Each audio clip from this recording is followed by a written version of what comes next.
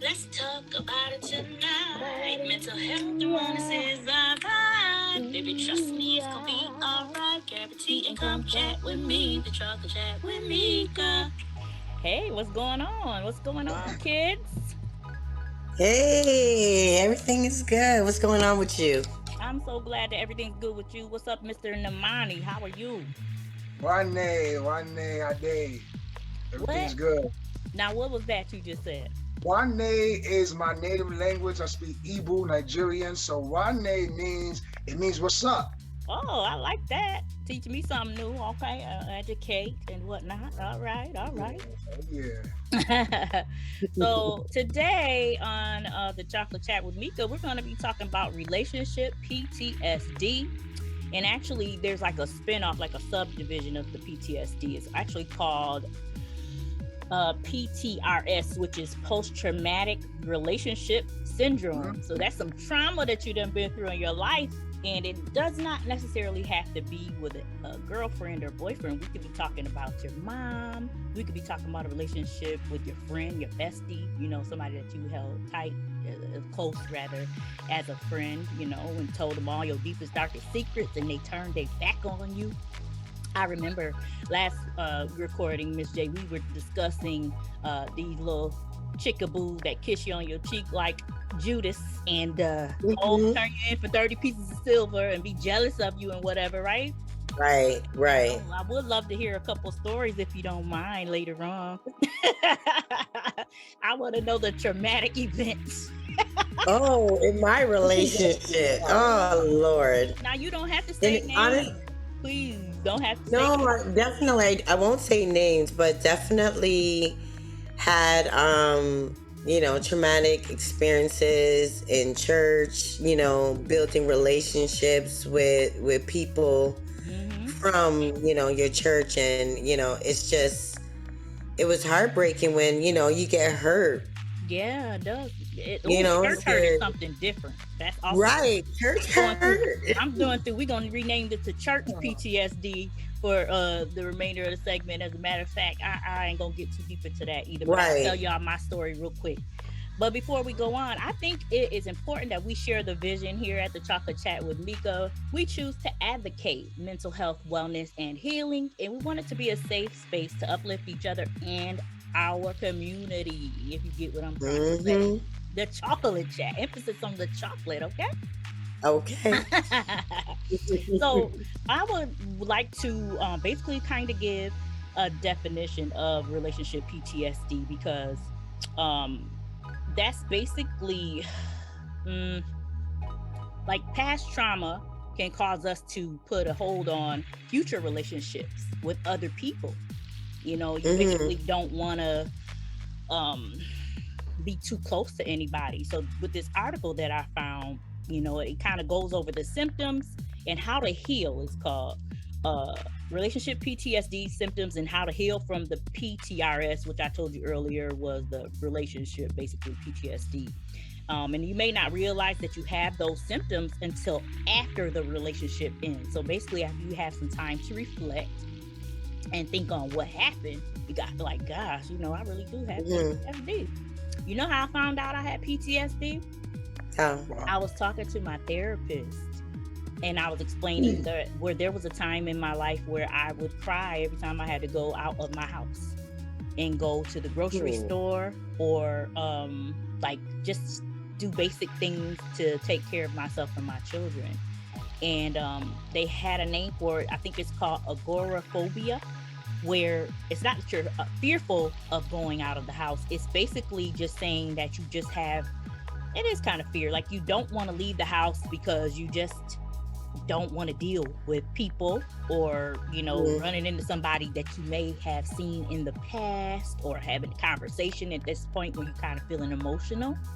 So I was explaining to her that there was this ex that I had that was very abusive, physically abusive, and he lived in the same town as me. So I would see him in the store and he wouldn't see me. I would drop everything that I had, politely drop it right there and run on out the door. I would go to my car and because I was Wow. nervous that he would see me. He definitely had that much of an impact on me mentally and emotionally. So I was like nervous that I would have to confront him, because he was that charming type that acted like he never did all the crap that he did to you. And I didn't want to deal with the, oh, you know, it wasn't that bad, you should give me your number, you know. And yes, it was that bad, honey. It was terrible. You're a terrible person. And I didn't want to confront him. Yeah. So later on down the line, I would be at the store or in the parking lot to the store, Jay and Steve. I would sit there and it'd take me 30 minutes to get it together. And I would literally cry, you know, before I had to go into a store and stuff. And I didn't know that subconsciously in the back of my mind, I had that fear of, you know, dealing with past trauma and past people that caused that trauma that lived in my area. Actually, I had 2 exes that were the abusers, physically and emotionally, who lived in my area. That is crazy. It's like I feel like they moved to my area after they had, you know, relationships with me. Like they subconsciously wanted to be close to me or something. Right. Even with their new girlfriends, it's really, really creepy and weird, right? Right. So anyway, the article came from choosingtherapy.com, and the number one signs or symptoms that they were talking about were that you were intensely emotional to reactions that often led to negative social interactions. And I know they kind of said all that extra big word type things, but basically you're very emotional, and that can make your interactions with people negative. Like they don't want to deal with you because you're negative all the time, and it could cause awkward situations. You ever meet somebody that you like, oh, here they go, I don't want to hear all of that, but, you know, maybe the downer or negative Nancy, you know, there's always a problem or an issue or some drama or so, or you could be that person where you just, you know, try to interact with people, but it just makes it weird because you're nervous, you know, and you have anxiety about having conversations with people. Right. Now, Steve, you look like you have a question, or you confused. No, I'm not kind of just thinking and just going through my head. Well, yeah, just going through my head, and because sometimes to have these conversations, sometimes you got to dig deep and you got to think about things that maybe you have blocked for a while. Uncomfortable thoughts. So I'm so grateful you said that. I'm trying to figure out like what I want to share, what I'm comfortable with sharing, and then at the same time being aware that whatever it is that I share, I know that it's gonna have an effect on other people. So it might give other people some type of courage or pride. That's why we're here. Do you think I want to tell people I've had mental health issues? Do you think that's that's the last thing I wanted anybody to know about my business? If they figured it out on their own because of how I acted, that was something different, but not for me to just be so vulnerable and share the most personal part of my life. And I just want everybody to heal. I want everybody to be able to talk about it, no matter what it is. Bipolarism, depression, anxiety, agoraphobia, all these different symptoms, PTSD that people may go through, and we don't talk about it. As a people, we brush things under the rug. We self-medicate, so we're getting high, we're getting drunk sometimes, or, you know, whatever the case may be, we sexing it away, as the Solange would say.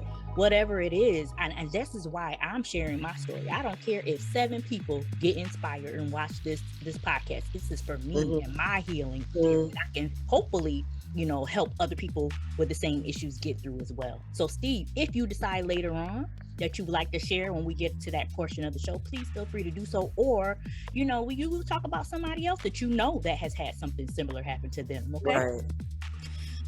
Nothing is too deep or too taboo to discuss, and like I said, I want this to be a safe space. So number 2, a belief that after experiencing trauma that the world is unsafe. Oh my gosh, I can see that. I can see how you could feel like everybody's out to get you, or all men are this. You know how when we do all women are this. or all men are that. You don't feel comfortable being around certain people because you feel like they're going to treat you the way that past relationship did. Right.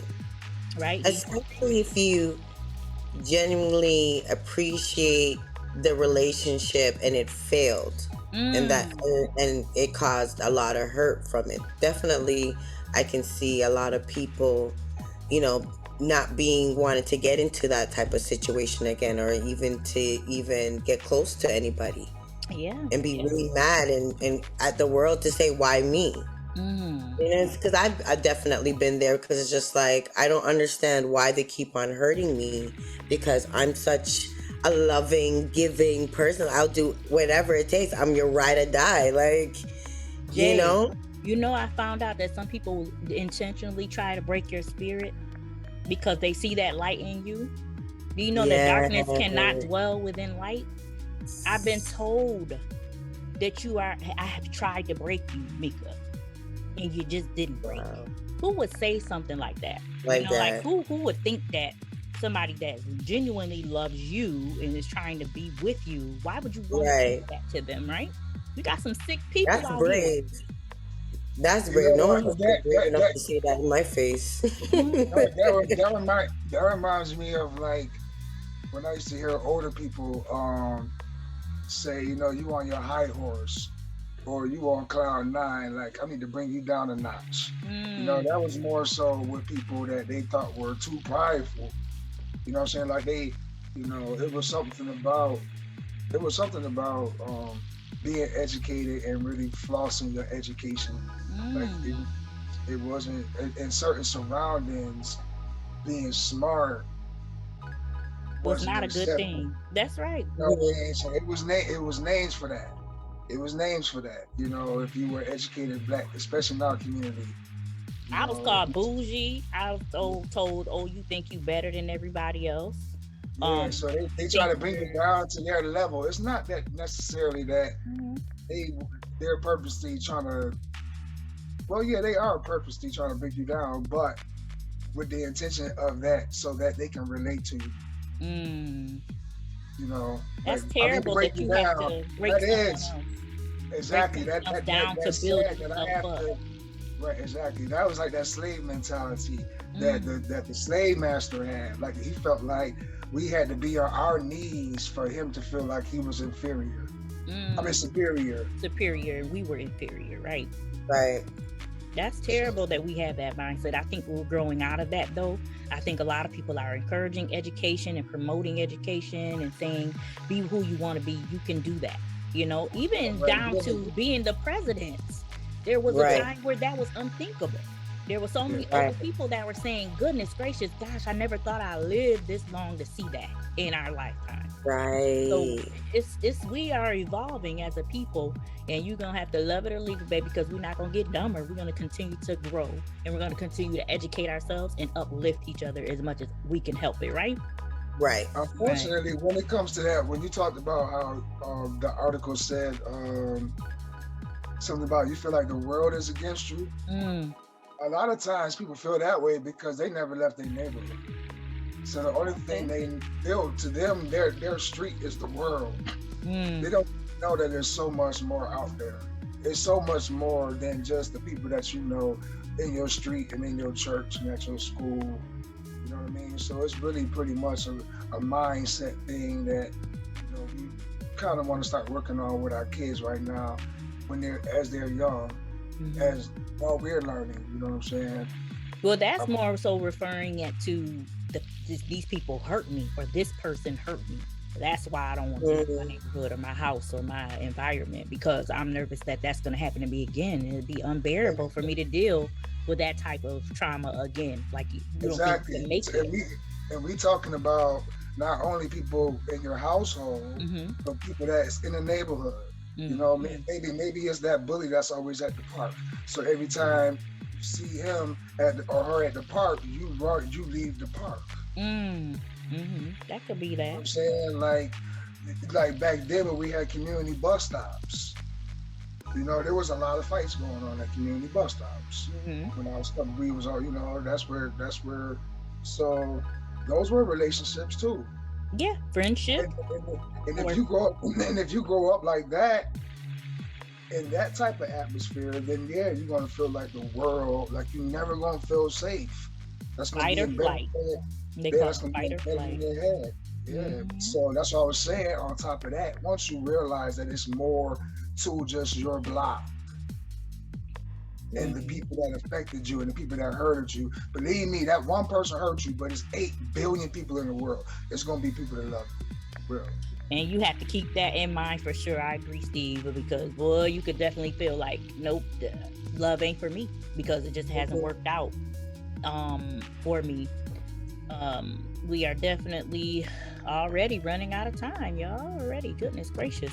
So quickly, I'll go on and tell y'all what we have on this list. Also, it says. The one thing that I thought stood out said avoids intimacy out of fear of being hurt. So basically, you don't even want to be close to anybody. No intimacy with people. I can see that happening. And it also says that you're emotional to responses that are sometimes overblown. So like something might trigger you. Like something someone said or did that may not be that serious to them could be a huge deal to you because you've been through something similar before. She's like, oh no, we ain't doing that. You know, right. That again. You know, you give them a whole attitude. So I got a situation. I remember back when I was in like middle school and stuff. We had like summer camp. So you would go to summer camp, you know what I'm saying? For the summer or whatever, we went on field trips and stuff like that. And there was a field trip we had went out of town. And so one of the counselors, I'm probably like 10, 11, you know, and like the counselor was an adult, you know what I'm saying? We're talking about a grown man. And so like, he was trying to like do some creepy stuff to me while I was asleep. And so I had to like, you know, I told my mom and stuff like that. But ever since, like for a long time, I always had an issue with forming relationships with older guys because of that. You know what I'm saying? I really had like an attitude with all of my teachers that was dudes. And that was because I was like trying to protect myself. Yeah. It took me a long time to like have guys as friends because that just messed me up in ways that I didn't know how to deal with as a kid. Well, I'm happy that like you said, like different things people would say, they didn't even know that happened to me. But if somebody made a comment, that what happened to me would come in my head, and then I would react off of what happened to me, not even knowing that that's not even what they talking about. Oh, so you would blow up at them, you know, thinking that they were talking about something that had nothing to do with it. That they wasn't even talking about because of the trauma. Wow. Some people, it says, even lose sleep, like insomnia, because they keep having these flashbacks of things that happened to them in their past. Have you ever worried so much or thought about a situation so much or realized somebody hurt you so bad, you're like, gosh, I can't even really sleep. I can't rest. I don't have peace in my heart or in my soul. Oh, yeah. Situation. That's crazy. You know, it's happened to me. Well, you know, I done stayed up trying to figure out how to fix it because I was the one that messed up. Wow, that's a good perspective. I've stayed up like trying to figure out like what can I do? How can I make it better? How can I let them know I love her and all that stuff? And so, and then sometimes it don't even work. You can only control your reaction. You know, you can only apologize and put it out there and try your best to actually change the behavior. You know, it's up to them if they accept your behavior or not, or your apology, I should say, or not. So you did all you could do. Y'all remember that song "You Remind Me" by Usher? Real quick, basically that song is what inspired me. It said, to see the thing about you that caught my eyes, the same thing that makes me change my mind. Kind of hard to explain, but girl, I'll try. You need to sit down. This might take a while. See, this girl, she sort of looked just like you. She even smiles just the way you do. So innocent she seemed, but I was fooled. I'm reminded when I look at you. You remind me of a girl that I once knew. See her face whenever I look at you. You won't believe all the things she put me through. This is why I just can't get with you. Usher summed that thing up, didn't he? Yeah. You remind me of that chick that was hoeing around, hurt my heart, and I can't get with you. You know, that's craziness. I think that really sums up a lot of things right there, is how we feel about people that even look like somebody we used to deal with. You know what's a weird situation I've been through? I was talking to this guy, and we couldn't go any further because he looked like my brother. Like, it was like, I can't. I'm like, I'm sorry. Been there. You look like my brother. Like, I showed him a picture and everything, his build, height, everything. And I said, I cannot. I had that situation. Somebody I thought looked like my dad. And what did you do? Wow. I'm talking about facial features, like a younger version of my father, and I just kind of put him in the friend zone. Yeah, that's not a turn on. Guy, I know I did, but I couldn't. I was just like, ooh, I can't kiss my right. dad. I just can't do it. It kind of affected me in a different way. You ever had somebody that's so good that now that standard of love, the next person got to meet that standard of love? Wow. How they look. You know what I'm saying? Not a bad relationship. What about a good relationship? That someone you up? Yeah, or whatever. Or for whatever reason why y'all not together anymore. You know what I'm saying?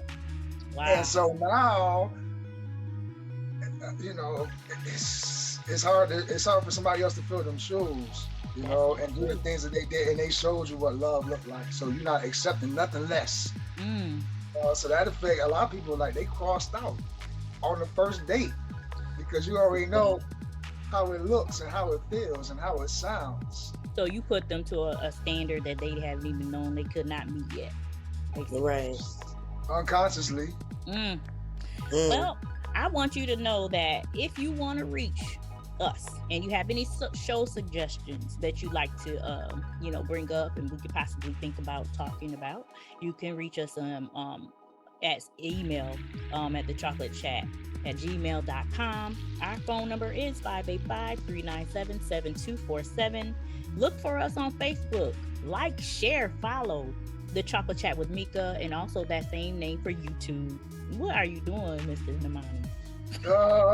Chocolate. I was like, what are you making, antlers? It's above me. Thank you. Represent The Chocolate Chat with Meka, right?